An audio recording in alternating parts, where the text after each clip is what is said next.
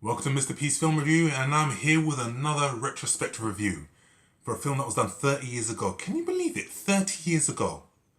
30 years ago today, Timothy Dalton reprised his role as James Bond in his second and final outing in what was one of the more darker and more edgier Bond films. And that's right, I'm here to talk about License to Kill. Directed by John Glenn, released in 1989, and it stars Timothy Dalton, David Hedison, Talisa Soto, Carey Lowell, Robert Davi, and a very, very young Benicio del Toro. This is one of the more darker and more edgier Bond films, as I just said. And in this film, we see Felix Leiter accompanied by Bond, who is on his way to Felix's wedding. And Felix has been informed that Franz Sanchez, a vicious drug baron, has been located in the Bahamas. Felix goes to apprehend Sanchez with Bond's help, and this takes place in an incredible stunt, aerial stunt. They capture Sanchez, and then Felix goes off to his wedding and gets married to his wife Della, played by Priscilla Barnes. Sanchez, whilst in custody, bribes a DEA official who allows Sanchez to escape, and then Sanchez goes after Felix and shows no mercy. He murders Felix's wife and has Felix maimed by having a shark bite off his leg. Bond discovers what's happened and wants to go after Franz Sanchez, but MI6 say no, we're not going to assist you. So Bond goes by himself, and he's assisted by Pam Bouvier, played by Carey Lowell, who has knowledge of Sanchez's operation, and the legendary quartermaster Q, played by Desmond Llewellyn. This film was released in 1989, and for a lot of people, they didn't really appreciate this Bond film, purely because it was more darker in tone. We saw a Bond that was more in line with what Ian Fleming had envisioned Bond to be. And it moved away from the tongue-in-cheek era of Roger Moore. But with that being said, you can't take anything away from this. It is easily one of the best Bond films. And the bar that it set, in terms of storyline, in terms of action, in terms of narrative, and in terms of the darker tone, set the precedent for the future Bond films to come, in terms of Pierce Brosnan's tenure as James Bond with his phenomenal debut in GoldenEye, and even several years later, Daniel Craig's debut as Casino Royale. The harder edge tone of these films all owe a huge debt to License to Kill.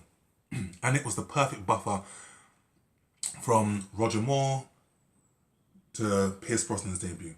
What I love most about this film is that it was believable. We had a realistic plot. We didn't have a silly villain with a silly name with some type of outlandish plan for global domination. This was just a man out for revenge by himself. Timothy Dalton brought the right sense of urgency to this role, and even though he doesn't get that much praise for his interpretation of Bond, I thought he did a really, really good job. He brought menace, he brought charm, he brought dark humour. There's a lot of clever lines in this film where he's looking to shoot Sanchez and he goes, "Watch the birdie, you bastard." I like those lines. And again, I've said this before, every hero is only as good as his villain. And classically trained actor Robert Davi is on mesmerising role as Franz Sanchez. The two actually complement one another. In fact, they're total opposites of one another, whereas Bond is the good guy, Sanchez is just like an evil Bond. Very charismatic, very vicious, and very menacing. And Robert Davi, whenever you put him in a role, he just knocks it out of the park. And he was incredible in this role as the drug dealer, Franz Sanchez. The two clash very, very well together. And even for the Bond girls, I know some Bond girls have been good and some haven't been so great. Ursula Andress kind of set the bar in terms of what a strong Bond girl should be, as did Honor Blackman. I think you've got two good leads in this film as Bond girls. Talisa Soto and you've got and Carey Lowell. Whilst I don't think they were memorable Bond girls, I think they were good for what they brought to the film. And the action sequences in this film were great. Even now, 30 years on, the action sequences can still hold their own. No visual effects, no wire work. It is just pure physical action. From the speedboat chase, where Bond is like water skiing behind a jet, to the finale, the epic tanker truck sequence. And I still watch it to this day and I think, wow, this can still hold its own.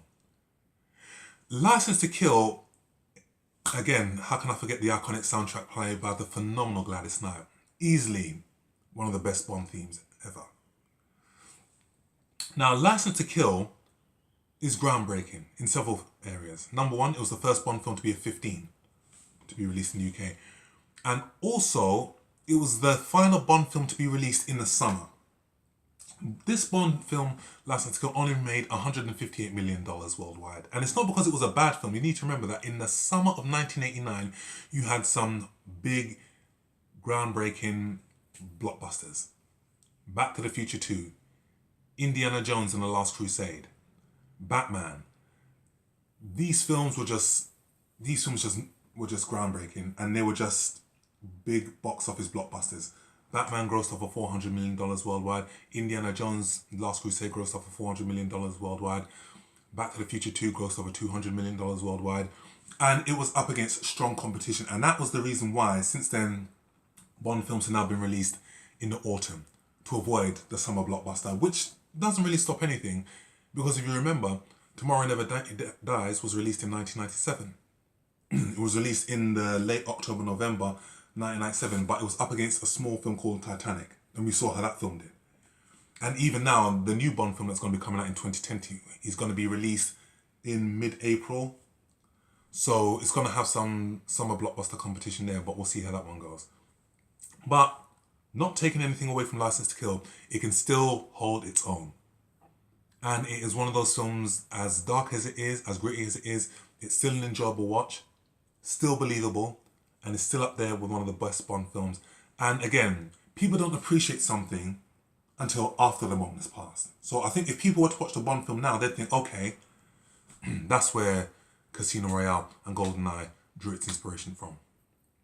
It is a wonderful film. It is a beautifully shot film. It's a beautifully acted film. John Barry, he didn't compose the score for this film. The score was composed by Michael Kamen, and it works. It works for certain action sequences. It doesn't work with the Bond theme, but it's still a great addition to the Bond franchise. So with that being said, I will award this film a very, very strong 9 out of 10. So that's my review. If you liked what you see, subscribe to this channel. Leave your comment with what is your favourite Bond film, and I shall see you on the next film review. Take care.